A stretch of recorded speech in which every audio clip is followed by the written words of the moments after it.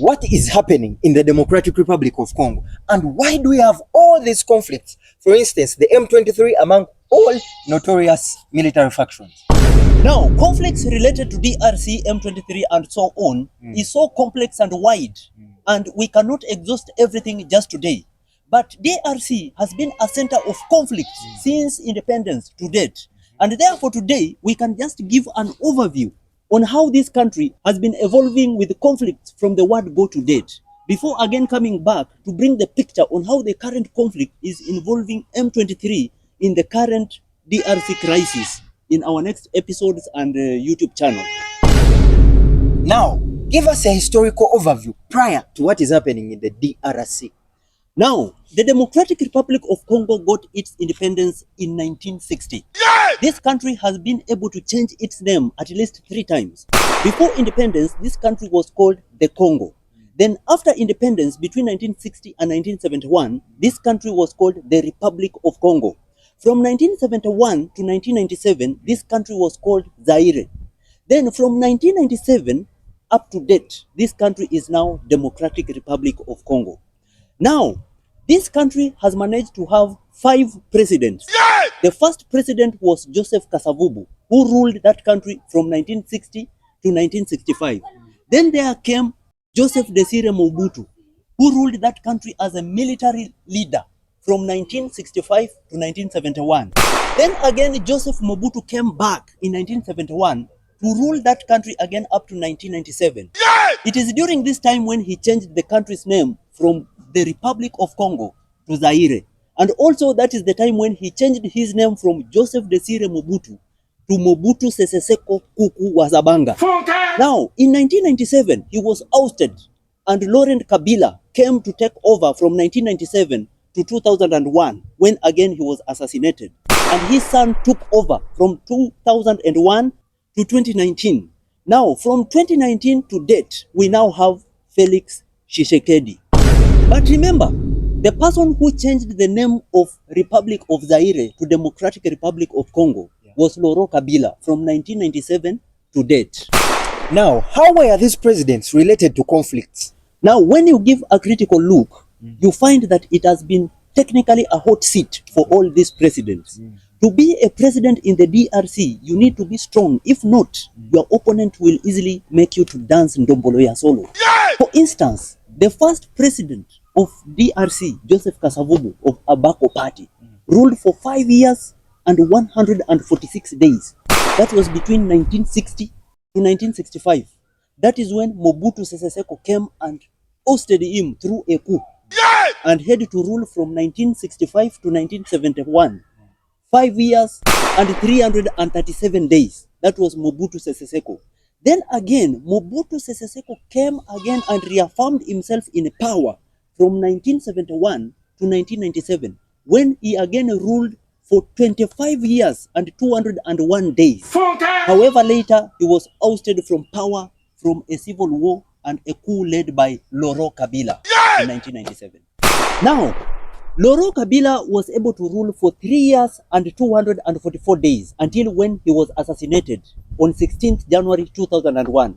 Later, his son Joseph Kabila took over and ruled for 18 years and 26 days. And remember, he first ruled as an independent till 2002, then as a member of PPRD party, I think so, till January 2019, when he later voluntarily stepped aside and transferred power to Felix Tshisekedi under UDPS party.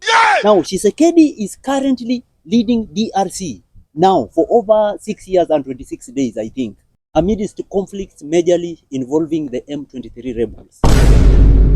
So, which picture do we get from this overview?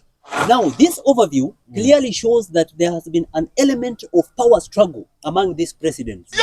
But you find that the only president among the 5 who seemed to have survived this pull and push of power struggle is Joseph Kabila, because for him he stepped aside later and transitioned power to Felix Tshisekedi.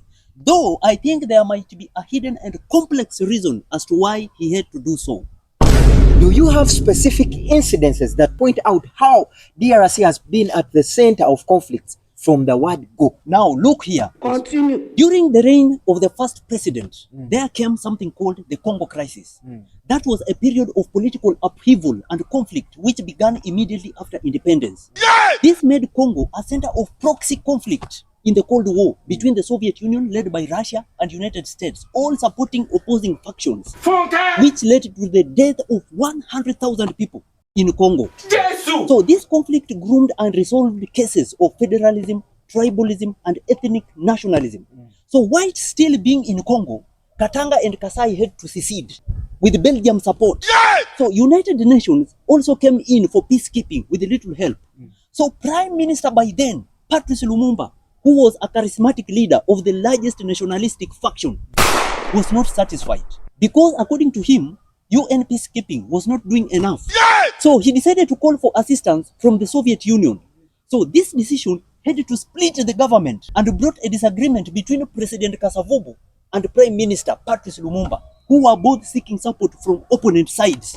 So this made Mobutu, who was Lumumba's military idea, to stage a coup and dispose Kasavubu from power and take Lumumba captive, in which later he was killed, allegedly from the order of the United States faction. You see, this issue is so complex, but this is just a summary. So what happened under Mobutu Sese Seko between 1971 to 1997? Between 1971 to 1997, Congo, Democratic Republic of Congo was unstable with a series of rebellions with the aim of ousting Mobutu Sese Seko from power. The rebellion was particularly from the Shaba invasions led by the Congolese National Liberation Front, FLNC, in 1977 and 1978, where Angolan-based rebels attempted to overthrow Mobutu with external support from France and Morocco. This was to suppress the uprising, ultimately culminating into the First Congo War, which overthrew Mobutu from power in 1997, and which led to the country's name change to Democratic Republic of Congo from 1997 to date. Continue. Now, when you give a critical look, you find that Mobutu Sese Seko was able to stay longest in power because he was kinda getting a give back from the masters. Because you remember, he played a major role when there was a Cold War between the Soviet Union and USA, because he aided the capture and assassination of Patrice Lumumba, and that was a thanksgiving, like giving back. You get? However, Laurent Kabila was helped by his allies Uganda and Rwanda to come into power in 1997.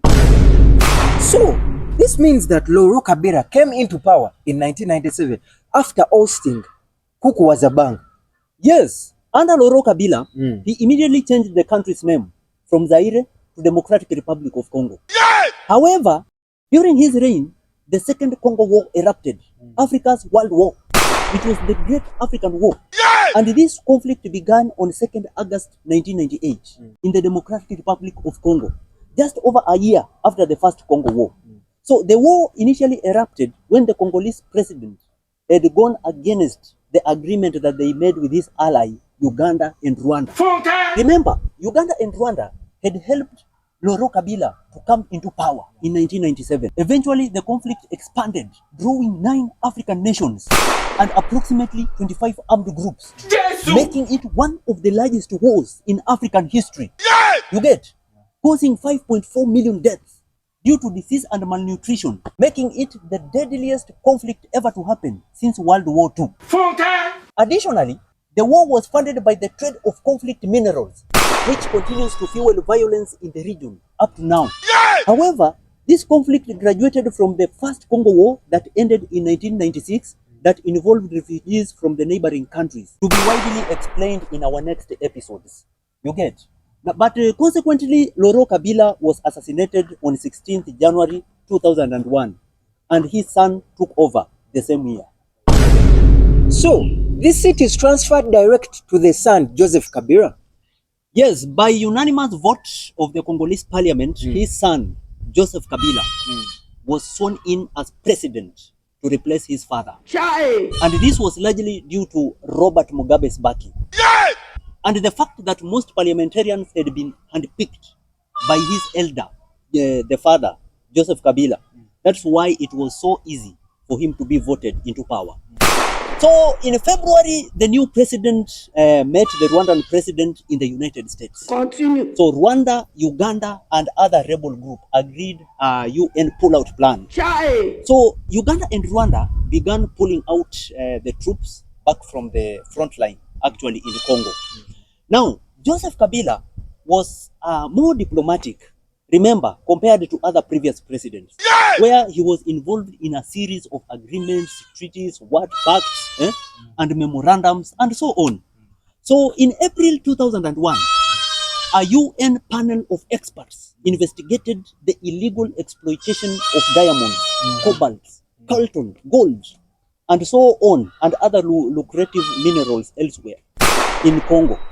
So the report accused Rwanda and Uganda and Zimbabwe of systematically exploiting Congolese resources and recommended that the Security Council impose sanctions on these three countries.